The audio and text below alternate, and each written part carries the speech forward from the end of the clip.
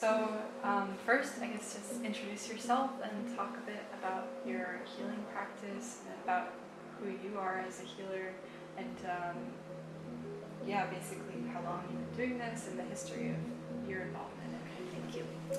I'm Martha Eddy, and my work is as a somatic movement therapist, which is basically a new field.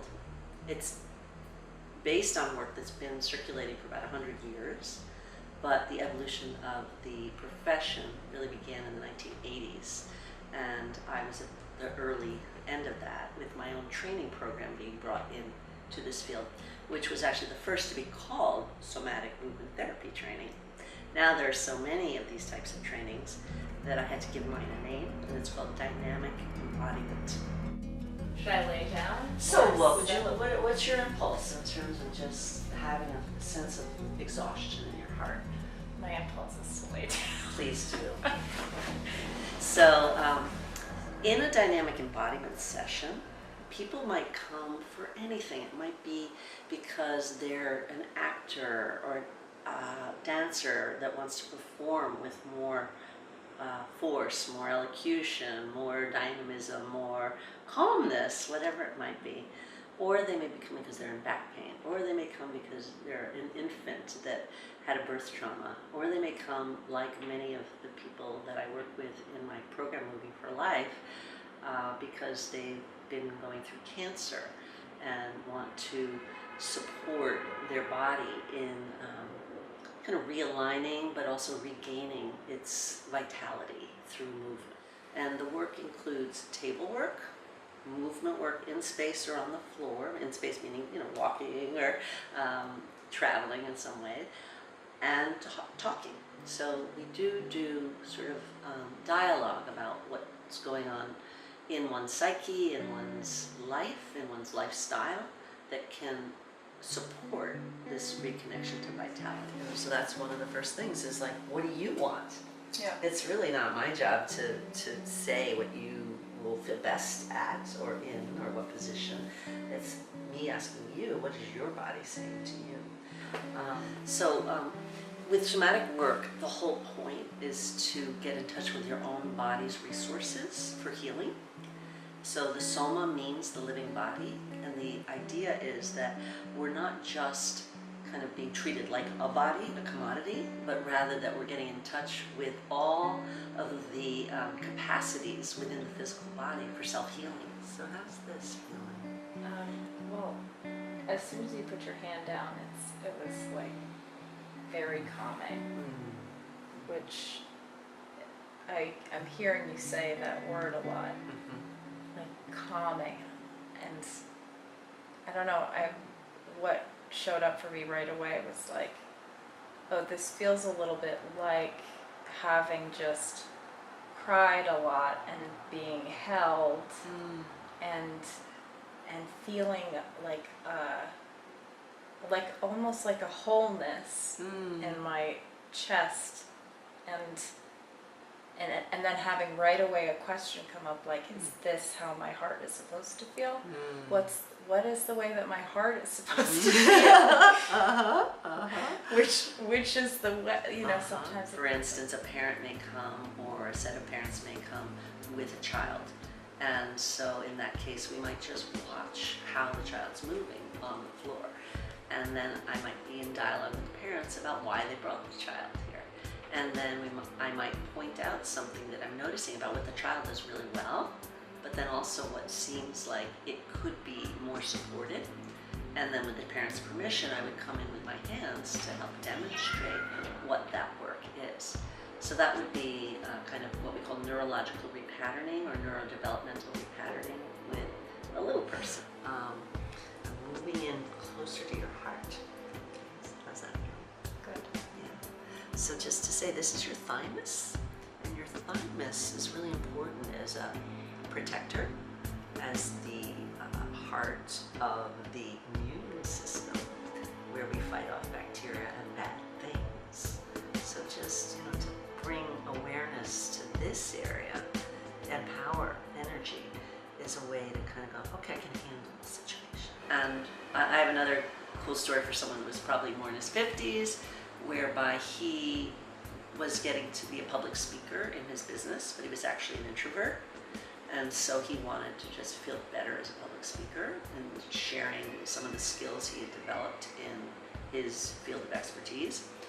And as we got working, stories will come out. So that's the other thing that happens, is people tell more about their life stories. And what came out in his case was that his parents were Holocaust survivors. And they had always told him not to raise his hand at school, not to be big in his voice, always to recede, just hide. Basically, the theme was the way to survive is to hide. So they were kind of replicating a generational issue. And so we worked on him kicking things as he was speaking, throwing things, talking, getting louder, in the freedom of a movement therapy session. There's this room to explore, to be creative. And he did report back that he was able to project more of his voice after sort of clearing some of those, both the stories themselves and the habits of what I'll call retention, of holding back. It's just, protection. Mm-hmm. Is, Like, I want more, or, I want more and more and more and more. Okay, great. So that's really nice to acknowledge. It's like, okay, I want more protection. Yeah. And actually, you can do this for yourself with self-touch, just having your own hands on your thymus and asking for other people to hug your thymus. And there's also the ability to be like Tarzan or Jane and pound on your thymus. Yes. So what I'm saying is there's no reason that allied medical professionals, including licensed mental health workers, couldn't use a somatic approach. And I'm glad to say that there is a whole field called somatic psychology. Within our field of somatic movement therapy, we're given the mandate to really work with the whole person physically, emotionally, kind of psychically a little bit, and certainly mentally in the sense of, what's going on in your mind. So we're talking about touch, we're talking about movement, we're talking about bringing awareness to the body, we're talking about listening to body cues. And ideally, physical therapists will do more somatic work with educating people about their whole body and integration. Licensed mental health workers will do more somatic psychology within their clinical work.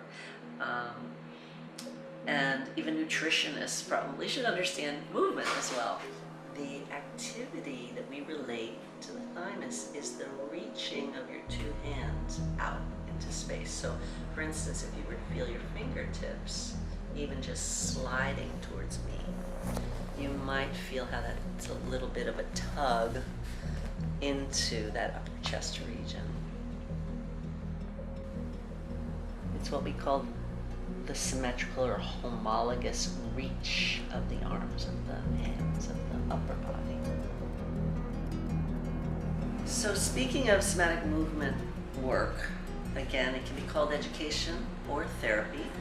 We do that because it's always educational. The process is educational, and it often has a therapeutic outcome.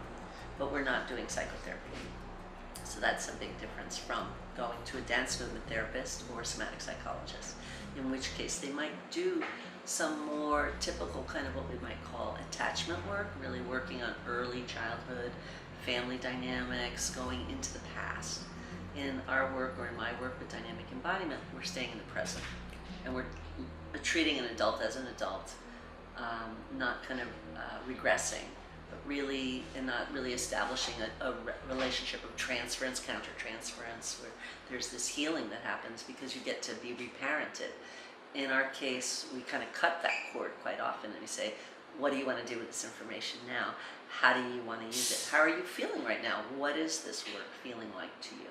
So we're constantly bringing it back to the present and educating. Mm-hmm. And so with that in mind, yes, a somatic movement educator, somatic movement therapist can do a lot, because we can go into, why is it that you have fear as you're tackling that particular movement? Why is it that you tremor sometimes? Why is it that you have butterflies in your stomach, not just going on the stage in front of 3,000 people, but just coming to work every day? And so we can go into some touch work with calming the organ system down, calming the nervous system down throughout the whole body, even into the nerves of the arms and legs. We can help give resources that are very physical for grounding and for a sense of joy. So some of the exercises are more about just like concrete, I need to calm the body. Others are more about reconnecting with a sense of power, as I've been talking about, or happiness. And so dance actually is really terrific for that too. But the idea, and you can just picture it or imagine it, or imagine it for later in some other situation. It's of a child or yourself or the child within you reaching for a hug. What had you go into this kind of work personally? Okay, great. So my journey with learning somatic movement work was, first of all, before the term existed, and it was basically various dancers that I've been studying with that were curious about the body and curious about human movement and curious about how to talk about it. So this lava movement analysis began in the 50s, 60s. It really began in the teens, 20s, 30s, 40s, and became known in America later in the 30s and 40s. Or they wanted to know more about anatomy and physiology and kinesiology, which is a fairly new field, but the study of human movement. And so as a dancer, I was just exposed to some of these more cutting edge approaches to caring about the body and also facilitating greater range of motion, more balance, all the things dancers want. And so the experience of doing somatic work has actually been pretty much serendipitous. It's been synchronous. It's been being in the right place at the right time. It's being fed with what my soul needed. It's been the opportunity to keep dancing, but also really quench my thirst for knowledge. And I have to say I love my colleagues. The holistic model is very deep, and it goes deep into all of those areas. Lots of mental inquiry, lots of spiritual reflection, lots of creative output, and lots of physical wisdom. So it's a lot of fun. Yeah. So how does your heart feel when you sing? Have you ever been aware of it at the same time? Oh yeah. Yeah. Well, it depends. Like when I'm performing in front of an audience, sometimes it feels like where you kind of push with your symmetrical arm connection through your heart. Yeah. And you feel your wrists into your heart. And then maybe on your thighs, just like on your own body. Yeah. And so there's that idea that your thymus can rest on the heart.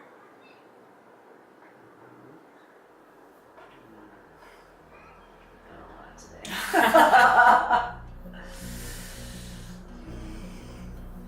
Thank you. You're welcome. It's a pleasure. So to come here is almost like my heart, and I shared this a little bit, like my heart before working with Martha was felt exhausted.